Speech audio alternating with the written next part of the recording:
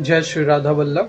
नमस्कार। आप अगर बहुत धन कमाना चाहते हैं तो आपके मन में तमाम प्रकार की लालसा उत्पन्न होती होगी कि किसी तरीके से हमें धन मिल जाए, बहुत अमीर हो जाए। आज जो कथा हम लेके आए हैं प्रेमानंद महाराज जी का, इस सत्संग को सुनने के बाद आपके मन के अंदर उठे हुए सारे प्रश्न का जवाब मिल जाएगा। तो ये सत्संग सुनना अत्यंत ही हर एक उस व्यक्ति के लिए जरूरी है, चाहे वो विद्यार्थी हो, चाहे वो सामाजिक जीवन में किसी भी पद प्रतिष्ठा को ग्रहण करना चाहते हैं। तो आइए सत्संग का आनंद लेते हैं। जय श्री राधा वल्लभ। चलते अगर हैं हमें कोई पागल बना रहा है तो धन की इच्छा पागल बना रही है। इसलिए अगले शब्द में कह रहे, धन दौलत कछु काम न आवे, कमल नयन गुण चित बिनु दीने, मन पछितई है भजन बिनु कीने। सबके दिमाग में एक रुपया ही छाया हुआ है। बड़ा विचित्र खेल है। खर्चा करने में छाती पीड़ा पैदा कर, संग्रह करने में संग्रह करते करते मर गए। गांव में धन एकत्रित करके दीवाल में गाड़ दिए, मोटी मोटी मिट्टी की दीवालें होगी, वो मर गए। जब दीवाल खुदी तब पूरा जीवन कंजूसी करके समेट करे, या बैंक बैलेंस में जमा करते करते गणना में सुख का अनुभव हो रहा है, इतना इतना और जमा, इतना और जमा, मर गए। किसके काम आएगा? क्यों नाम रूपी धन एकत्रित ना कर पाए? क्यों धन के द्वारा गौ सेवा, साधु सेवा, समाज सेवा, नाना प्रकार की भागवतिक सेवाएं, ये क्यों नहीं लाभ ले पाए? ये धन का बहुत बड़ा प्रभाव है, माया का बहुत बड़ा अंग है, जो हर एक के दिमाग में अपना असर किए हुए है। हम जो भी प्रोग्राम करें उसका परिणाम धन हमारा होना चाहिए। चाहे वो कथा हो, चाहे वो यज्ञ हो, चाहे वो पूजा हो, जो भी हो। कोई बिरला ऐसा करता है जगत में, ऐसा नहीं कि नहीं है, कोई बिरला ऐसा करता है कि इसका फल हो श्री कृष्ण प्रेम लक्षणा भक्ति। है, ऐसा नहीं कहते कि नहीं है, पर सबके दिमाग में एक यही है कि जो मैं कर रहा हूं उसका परिणाम अच्छी धनराशि मिलना। इसीलिए यहां कह रहे कि पछताओगे बाद में। क्या पछताओगे? अरबों रुपया बैंक में जमा करके पधार गए, वो भारतीय बैंक का वहीं रखा हुआ है, आपकी केवल जीवन की श्वासें नष्ट हो गई। बस आसक्ति उसकी आपकी दुर्गति कराएगी। जीवन का समय आपको उसके संग्रह में गया, कुछ हाथ नहीं लगा। कितना भोगोगे? कितना भोगोगे? क्या खाओगे? कितना खाओगे?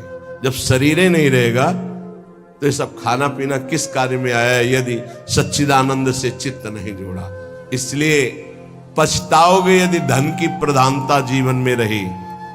तो आप सच्ची मानिएगा, आप जितने लोग बैठे हो, विचार करके अभी देख लो, वृंदावन की भूमि में बैठे हो।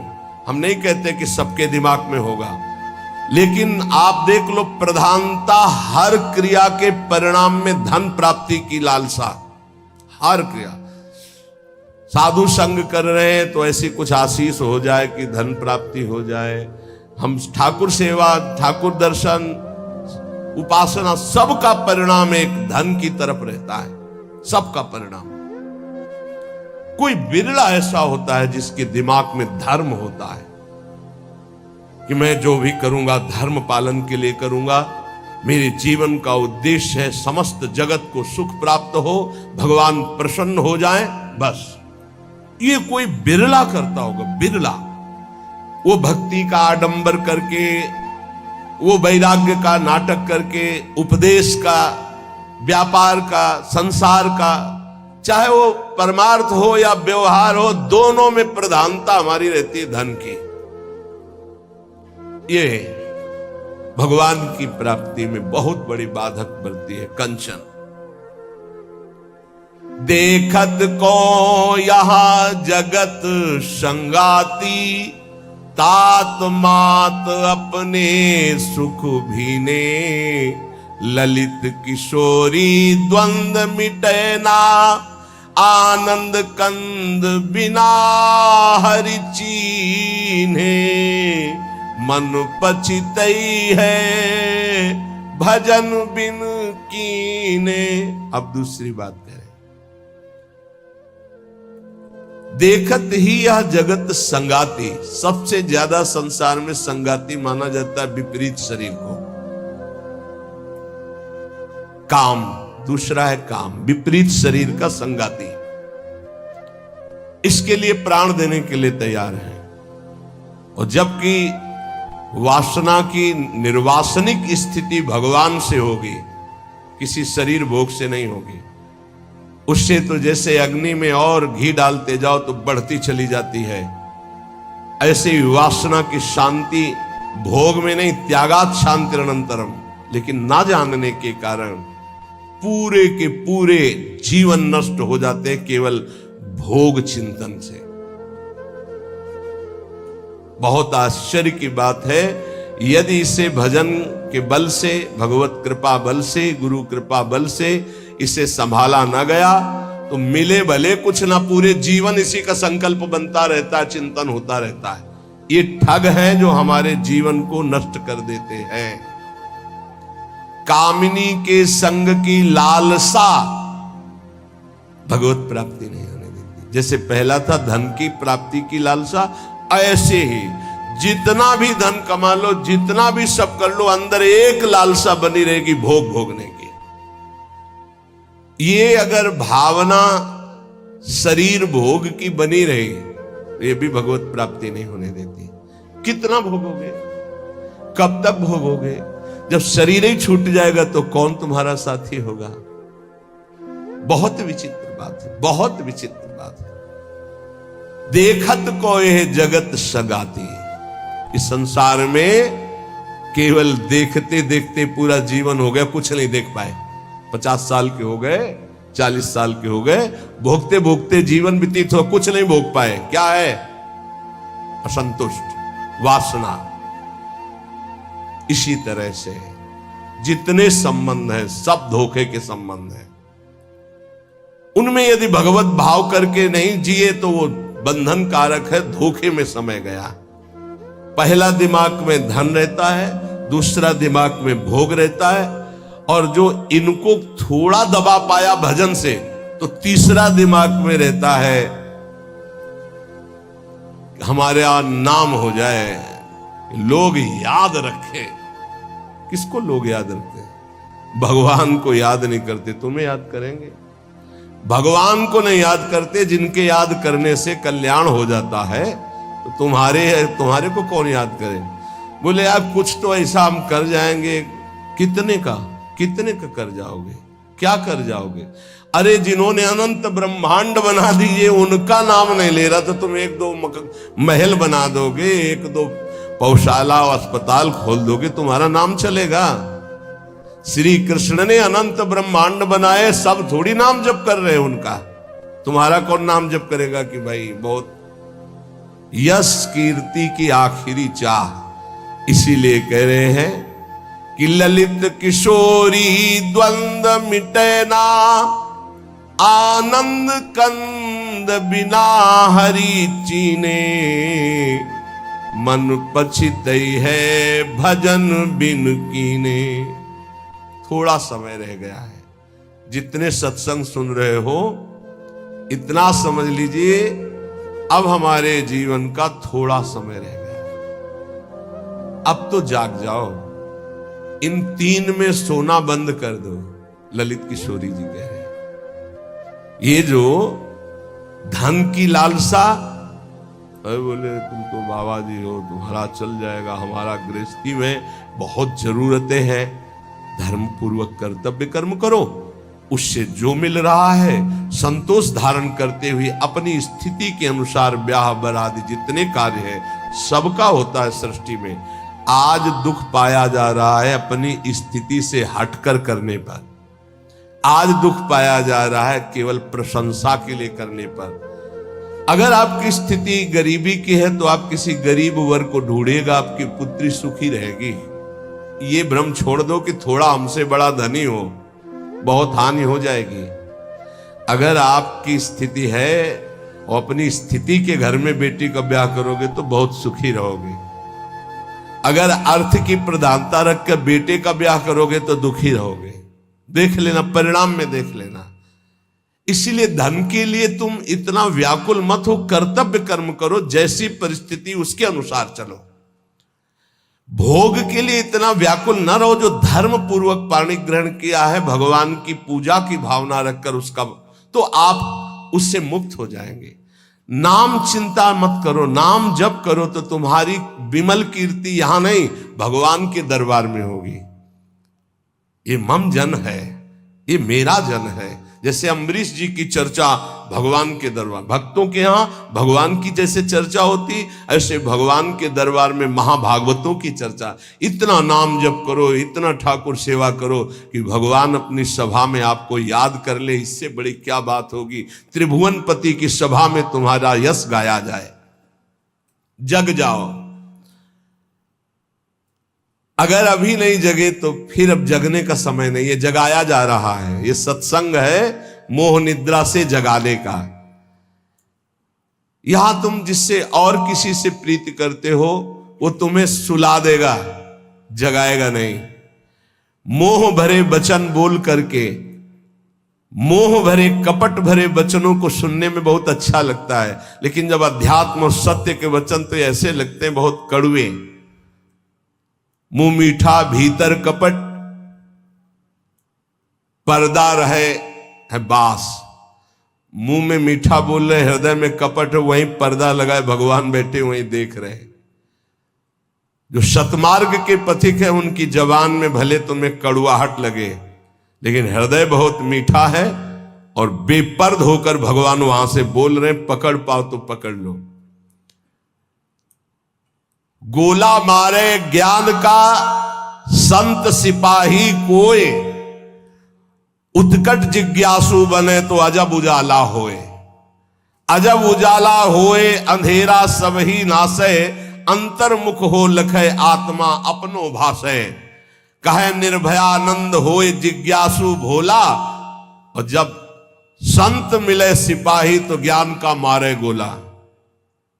अगर भगवान का पार्षद कोई संत जो विशुद्ध स्थिति में है, उसके वचन क्या करते हो, गोला का काम करते हैं। बोले ऐसा ज्ञान का गोला माला कि काम क्रोध लोभ मोह मद मत्सर सब मर गए और दिव्य प्रकाश हो गया हृदय में। गोला मारे ज्ञान का संत सिपाही कोई, उत्कट जिज्ञासु बने और अजब उजाला होए। अगर संत वचन सुन लिए तो अमोघस से खाली नहीं जाते हैं। ये तुम्हारे जीवन का परिवर्तन कर देंगे। बस आपको जरूरत है उन शब्दों को पकड़ने की। जिस समय अंतर्मुखता बढ़ने लगे, आपको अपने दोष दिखाई देने लगे, जान लेना संत वचनों का प्रभाव शुरू हो गया है।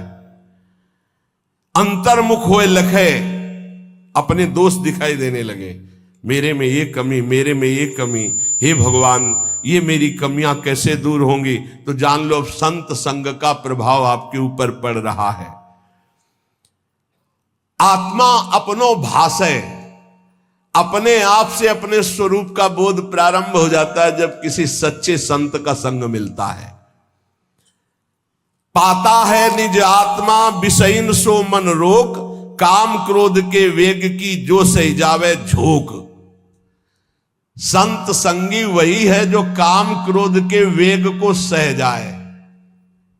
काम आया सह गया, क्रोध आया सह गया। हमें देखते हैं कि काम क्रोध को सहने की तो वृत्ति साधक में है, लेकिन ईर्ष्या को सहने की शक्ति नहीं है। वो जहां ईर्ष्या करता है, दूसरे से निंदा करने लगता है, तो फिर उसकी काम क्रोध की शक्ति बढ़ जाती है और वो सहन करने में असमर्थ हो जाता है। अहम मैं जितेंद्रिय हूं और ईर्ष्या दूसरे की उन्नति देखकर डा होना, जलन होना। जहां आया तो फिर वो वही परास्त हो गया जहां जीत रहा था। इसको पकड़ना। गुरु कृपा से काम और क्रोध पर विजय प्राप्त करने की योग्यता साधक में आ जाती। बहुत शीतल हृदय होने लगता है, लगता है क्या कुछ नहीं। और जहां उसके अंदर ये अहम आया और दूसरों को देखकर जलन होने लगी, अपने में अहम आने लगा, वहीं उसकी सामर्थ्य घट गई और वो उसी विषय के लिए रोने लगा। काम क्रोध आदि उसको परास्त करने लगे। समझना, इस बात में आध्यात्मिक चर्चा है जिससे आपको परम पद मिल जाएगा। आप अगर गुरु शरणागत है तो काम क्रोध आपके अंदर स्फुरित होंगे, परास्त नहीं कर सकते। चिंगारी की तरह स्फुरित होंगे, ज्वाला की तरह नहीं। पक्का समझ लो, दो बातें हैं यदि तुम काम क्रोध से परास्त हो जाते हो। पहला, आप गुरु आज्ञा का उल्लंघन करके कोई गंदी बात देख रहे हो, कोई गंदी बात कर रहे हो, कोई गंदी बात करने वाले लोगों का संग कर रहे हो। अगर ये नहीं तो फिर तुम काम विजयी होने का अहंकार कर रहे हो। अन्यथा स्फुरणा होती है और शांत हो जाती है। उसी मार्ग से चले हुए अनुभव की ये बात है। हम किसी की दूसरी तर्क वाली बात नहीं मान सकते, छाती की बात मानते। ऐसे स्फुरण होता है और शांत हो जाता है, क्योंकि उसके लिए कोई चारा नहीं है। धीरे धीरे स्फुरण भी बहुत कम होने लगता है। पर जहां देखा गया अपने में अहंकार आया कि मैं जितेंद्री, और जहां दूसरे की उन्नति से डाह, तो फिर वही उसको परास्त कर देते हैं। चिंगारी को ज्वाला बनने में देर नहीं लगती। वो चिंगारी तब शांत होती है जब भगवत साक्षात्कार हो जाता है, सूक्ष्म रूप से विकार रहते हैं। पता है निज आत्मा विषयन सो मन रोक। जब संत वचन रूपी प्रकाश आपके हृदय में हुआ, तो ये जब पता हो गया कि तुम देह नहीं हो, भले अनुभव नहीं हुआ, तो अपने मन को विषय में जाने से रोको। बोले काम क्रोध के वेग की जो सही जावे झोंक। इनका झोंका आता है हवा का, जैसे झोंका, हवा का झोंका आवे, तूफान आवे, किसी पहाड़ का आश्रय ले लो, बच गया। छोटे मोटे पेड़ आदि का आश्रय मत लेना, नहीं टूट के गिर जाएंगे आपके ऊपर, वही मार देंगे। क्या करना है? पहाड़ का आश्रय। पहाड़ कौन है? भगवान के प्रेमी महाभागवत जनों के वचन, या भगवान नाम, या भगवत लीला गुण कीर्तन। जहां कामादि दोषावे मजीरा उठाओ, राधा राधा राधा एक मत सुनो मन की। देख लो अभी साफ हो जाएगा गंदगी जो आई थी। या कोई संत के उपदेश सुनने लगो, या भगवान की लीला गायन करने लगो। प्रियालाल के चले जोई जोई प्यारो करे शुरू करो, और आज वह देखियो तो प्यारी, चले जाओ वहां तक। 84 पदों का गायन पक्का। जब तुम्हें काम सतावे, चतुरासी जी का गायन शुरू कर देना, गायन। और अगर ना चला जाए तो हमसे बताना, है निज अनुभव की बातें हैं। चतुरासी जी का फल ही है भवजल निधि को नाव, काम पावक को पानी। तो जो सही जावे झोंक, ये आंधी आती, जाएंगे टिकेंगे नहीं। आगमा पाइनो अनित्यास्तास्ति क्षस्व भारत। जो सही जावे झोंक, यार विक्षेप हटावे। निद्रा और आहार जुक्ति सो धीरे से घटावे। समझिए, काम क्रोध की झोंक आई तो कह रहे यार इससे जाओ, भारी विक्षेप है, थोड़ी देर के लिए है, विचलित मत होना। विचलित वही होगा जो काम की खुराक रखे हुए है। खुराक क्या है? मोबाइल खोला, गंदी बात देख ली, या कोई अपने हाथ से गंदी क्रिया कर ली, या गंदे जनों का संग कर लिया। इससे क्या होगा? आप झोंक नहीं सह पाएंगे विकार की। कह रहे हैं जो सही जावे झोंक, यार विक्षेप हटावे। प्रभु के दर्शन में यही बाधा है, नहीं तो खुले टहल रहे हैं। वृंदावन है, यहां खुले प्रभु टहल रहे हैं, बस दृष्टि चाहिए। यार का तात्पर्य बहुत प्रेम भरा शब्द है। मित्र, एक बार सह जाए इसकी झोंक को, आगे निकल जाएगा। जो सही जावे झोंक, यार विक्षेप हटावे। तो विक्षेप कैसे हटेगा? बोले निद्रा और आहार जुक्ति सो कछु धीरे से घटावे। बस कल भी चर्चा हुई थी निद्रा और आहार को कम करने की, पलटू स्वामी की। इन निर्भयानंद जी बड़े सिद्ध महापुरुष ब्रह्मानंद में डूबे हुई। इन दो पर असर साधक अपना दिखा दे। ये दो सबके ऊपर असर दिखाए, पूरा जीवन व्यतीत हो जाता है। खाना और सोना, अच्छा भोजन और खूब चक सोने को मिले। कह रहे कि अगर परमार्थ का लाभ लेना है तो साधक दो पर अधिकार करे, नींद और भोजन। फिर बार बार कहते हैं अभ्यास अभ्यास। नींद और भोजन, ये दो, निद्रा और आहार, फिर तीसरे पर विजय जो मैथुन, फिर चौथा जो भय, ये चार ऐसे दोष है पूरी सृष्टि को अपने अधीन किए। निद्रा, भय, आहार, मैथुन, ये सब के सम जग उपजाए, सब इसी में फंसे हुए। ऐ साधक, इन चारों पर विजय प्राप्त करनी। निद्रा तब जब आहार पर आप संयम करेंगे। बहुत बार आहार पे चर्चा होती, भाई आहार को संभाल लो,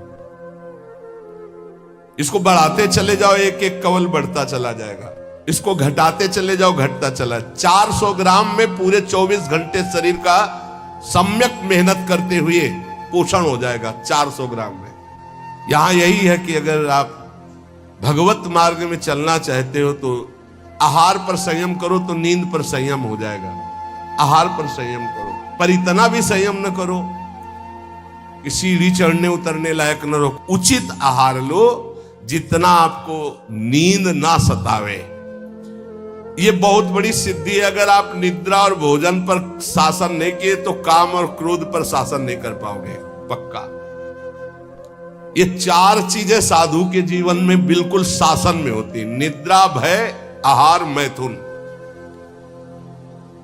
भय नहीं होता साधु को। साधु का मतलब होता भगवत मार्ग के पथिक, चाहे गृहस्थ हो चाहे विरक्त हो। और नींद पर बहुत शासन होता है, और आहार पर बिल्कुल विजयी होता है वो, और वो मिथुन धर्म का त्यागी होता है, चाहे गृहस्थ हो चाहे विरक्त हो। अरे ऐसे ऐसे गृहस्थ हैं अपने ही पास है कि हम उनकी चरण वंदना करते हैं। वृंदावन में शपथ पूर्वक पति पत्नी कसम खाकर ब्रह्मचर्य से रह रहे हैं। सच्ची कहते हैं, हृदय से साधु बनने पर भी पूरे जीवन डर रहा है इसी बात का। और वो पति पत्नी एक जगह रह करके संयम से हैं, हम उनकी चरण वंदना करते हैं, चरण वंदना करते हैं। कोई भी जगत का महात्मा इस बात से डरता है कि संयोग ना हो। वो संयोग में पड़े हैं, एक ही घर में रहते हैं, ज्यादा जगह नहीं तो हो सकता है कोई एक ही आसन में रहते हो, लेकिन बलिहारी कसम पूर्वक ब्रह्मचर्य। और यही नहीं, बाहर भी रहते हुए ऐसे शिष्य है, तब ये लगता है कि भगवान की कृपा अमोघ है, क्या नहीं कर सकती। और आप लोग तो बैरागी हैं। निद्रा और आहार जुक्ति सो धीरे सो कछु घटावे, धीरे धीरे घटाना चाहिए। नींद और आहार, देखो संतों ने कहा है, निद्रा और आहार जुक्ति सो कछु घटावे। कहे निर्भयानंद झूठे जाने सब नाता, विषयन सो मन रोक आत्मा निज का पाता। जब समस्त विषयों पर विजय प्राप्त कर लेता है तो आत्मानंद का उसे अनुभव स्वयं होने लगता है। अष्ट सिद्धि नौ निधि हमारी मुट्ठी में हरदम रहती। ये नाम जापक, ये सांसारिक लाभ की तो बात जाने दो। अष्ट सिद्धि नौ निधि हमारी मुट्ठी में हरदम रहती, नहीं जवाहर सोना चांदी त्रिभुवन की संपत्ति चाहती। भावे ना दुनिया की बातें दिलवर की चर्चा सहती, ललित किशोरी पार लगावे माया की ये सरिता बहती। राधा राधा राधा, सब सिद्धियां सब लाभ आपको प्राप्त है। जो नाम जापक अपने कर्तव्य को भगवान में समर्पित करता है, वो कैसा सिद्ध महापुरुष हो जाता है। जगत गुरु भगवान श्री कृष्णचंद्र जी गीता जी में महापुरुष की स्थिति का वर्णन करते हैं। त्यक्त्वा कर्म फला संगम, बहुत दिनों के बाद है, त्यक्त्वा कर्म फला संगम नित्य तृप्तो निराश्रयः, कर्मण्यभिप्रवृत्तोपि नैव किंचित करोति सः। इसीलिए बीच बीच में रुक जाता है कि बहुत स्थिति का ऊंचा वर्णन यहां है, और उसके लिए कुछ साधना चाहिए। जब तक अच्छी साधना नहीं होगी तो सिद्धावस्था को समझ पाना बड़ा कठिन होता है। और ये भगवान की वाणी ऐसे अर्थ पढ़ लेना तो अलग बात है, उसको समझना। त्यक्त्वा कर्म फला संगम नित्य तृप्तो निराश्रया। देखो पहले एक एक शब्द में डूबा जाता है। शास्त्रों का मनन कैसे होता है? निराश्रय, किसी का भी आश्रय न हो। सिद्ध पुरुष कैसा होता है? निराश्रित होता है, एकमात्र अपने स्वरूप में स्थित या भगवान में स्थित, सब अन्य आश्रय रहते। और यहां एकमात्र भगवान ही का आश्रय नहीं और सब आश्रय है। देख लो अंदर से। सिद्ध पुरुष कहता होता है नित्य तृप्तो, कभी कोई चाह ही नहीं होती, जैसे गले तक छका हो फिर उसको कुछ भी नहीं। नित्य तृप्तो त्यक्त्वा कर्म फलासंगम, किसी भी कर्म की कोई भी फल की आशा नहीं रहती। कर्मण्य भी प्रवत्तोपि नयु किंचित करोति शाह, अच्छी तरह कर्म करता हुआ भी वो किसी कर्म का कुछ फल नहीं चाहता।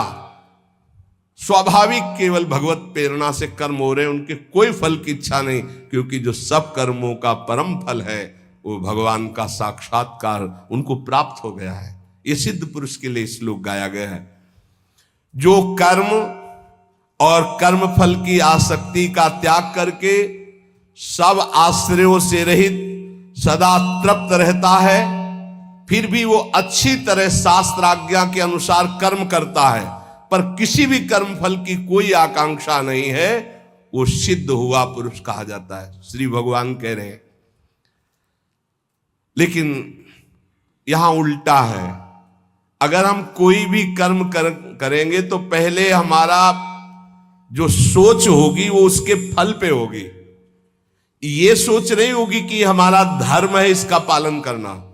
कोई भी कर्म बिना फल की आकांक्षा के आप शुरू ही नहीं कर सकते। सोचना जरा, कोई भी कर्म करेंगे तो इसका फल क्या होगा, ये हम साधक के लिए कह रहे हैं। जो विषयी है वो नहीं सोचते, जो सिद्ध है वो नहीं सोचते। दोनों बात समझना।